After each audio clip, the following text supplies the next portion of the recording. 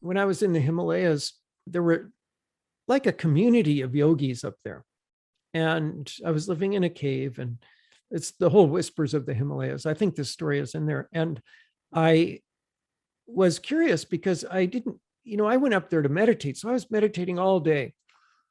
But whenever I'd come out, I'd see these sadhus sitting around chatting and having tea or collecting firewood, just basically doing nothing. And I wondered, well, aren't they here to meditate? What are they doing? They come, leave their homes, their wives, their families, and they come up here and just have a good time around the campfire.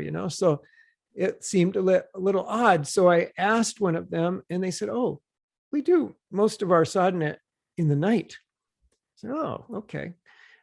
And there is some advantage to that, simply because the whole world is silent and all the thought forms and everything is just so quiet and subdued during the night. But also, when you do this meditation in the night, because it is so silent and there's no interruptions, there's no sense of urgency to get to work or anything, you just enjoy and you meditate, you can really have very deep, refined experience. The prana can really become very powerful, and then go back to sleep for some time. And that sleep post mid-evening or midnight meditation is going to be very healing and soothing. So it's a wonderful practice. And if you read, interestingly, and I don't know if this is correlated, but it seems to be, possibly, but I know that like St. Francis was famous for this, doing his prayers at night. And that's when he would be seen levitating in the trees. And other, saints and sadhus do a lot of meditation at night.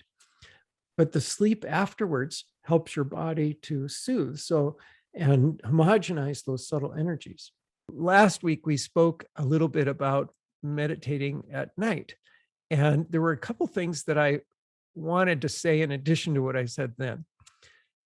So actually, some sleep research, I read this some time ago, and I don't know the details of it, but I do remember one thing that this article said, which was that during sleep, they are discovering that the brain is bathed in some kind of chemistry that they feel is probably essential to restoring, the brain function.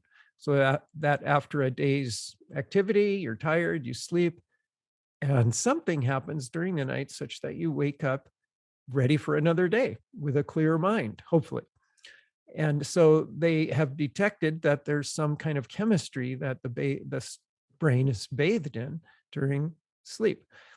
Now, when you wake up in the middle of the night, that chemistry is there, and it actually assists your meditation. Just like it's restoring your brain, it has a wonderful effect on your meditation also. That's one of the reasons I suspect why meditating in the middle of the night is and can be so profound, because there's something already happening with the brain chemistry due to what's going on in sleep that lends towards this deeper experience of meditation.